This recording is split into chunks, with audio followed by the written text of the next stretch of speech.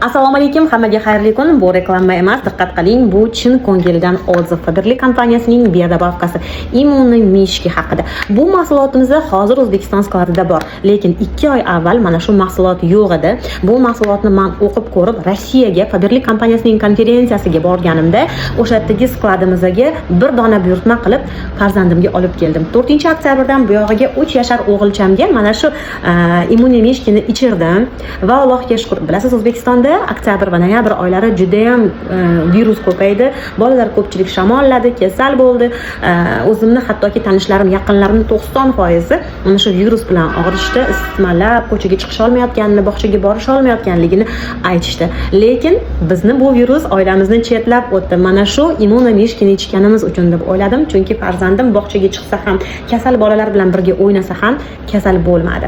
Va men bu mahsulotni naqadar zo'rligi va ajoyibligini, rezultatini o'z ko'zim bilan ko'rganim uchun barcha uy bekalari va ayollarimizga mana shu mahsulotni tavsiya qilaman. Faberlic kompaniyasining immunomishkilari qizlar ichish uchun, farzandlaringizga ichirish uchun juda ham qulay. Ayiqcha ko'rinishida jelatin bo'ladi. 3 yoshdan yuqori bo'lgan bolajonlarimiz uchun bemalol ichirasiz. Tarkibida vitamin C, vitamin E, sink va vitamin D3 mavjud. Har bir uy bekalariga bu mahsulotni olib farzandlaringizga ichirib ko'rishingizni tavsiya beraman. Faberlic kompaniyasining immunomishkilari endi O'zbekiston skladlarida bor.